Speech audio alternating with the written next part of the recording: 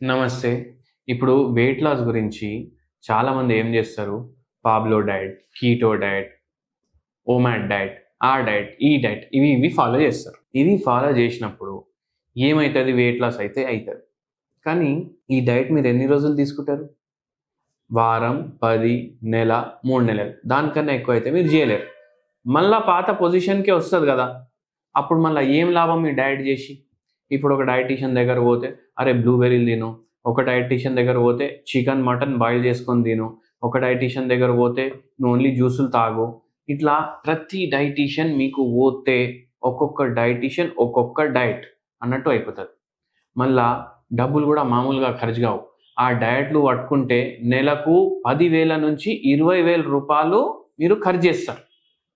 అయితే దీని అర్థం ఏమైపోతదంటే, మనము బతకడానికి తింటలేం. మనం తినడానికి బతుకుతున్నాం. అట్లా అయిపోయింది మన పొజిషన్.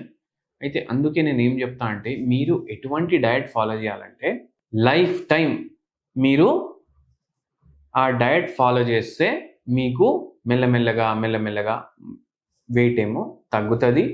వితౌట్ సైడ్ ఎఫెక్ట్ తగ్గుతది. మీరు ఎక్కువ ఖర్చు పెట్టే అవసరం ఉండదు. అట్లా చేస్తే మీకు ఎంతన్నా మీరు వెయిట్ తగ్గించుకోవచ్చు. ఇప్పుడు ఒక పేషెంట్ 120 కేజెస్ పేషెంట్ వచ్చింది మన దగ్గరికి. ఆ పేషెంట్‌కి థైరాయిడ్ ప్రాబ్లమ్ ఉంది, బీపీ ప్రాబ్లమ్ ఉంది, షుగర్ ప్రాబ్లమ్ ఉంది. అయితే ఆయన హైట్ ప్రకారం ఎంతైతే బరువు ఉండాలి, దానికన్నా 60 కిలోల బరువు ఎక్కువుంది ఆయనకు.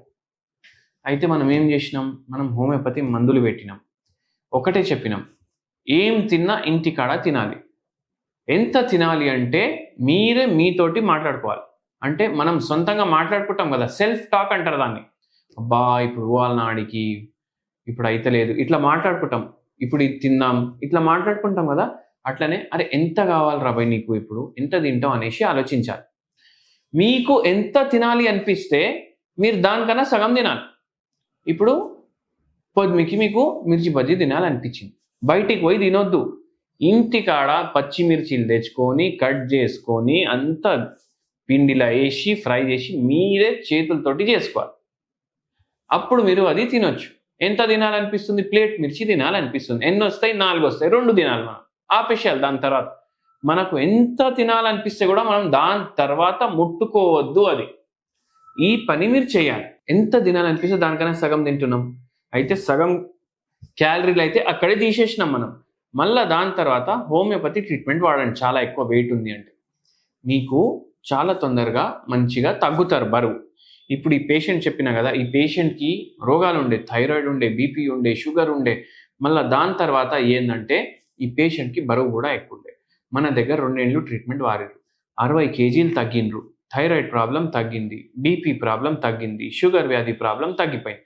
అయితే అట్లా చేయడం వల్ల మనకు వితౌట్ సైడ్ ఎఫెక్ట్, వితౌట్ ఏది ఎక్కువ ఖర్చు పెట్టకుండా మనం వెయిట్ లాస్ కూడా చేసుకోవచ్చు. ఉన్న రోగాలు కూడా హోమియోపతి మందులు వాడుతోటి తగ్గించుకోవచ్చు.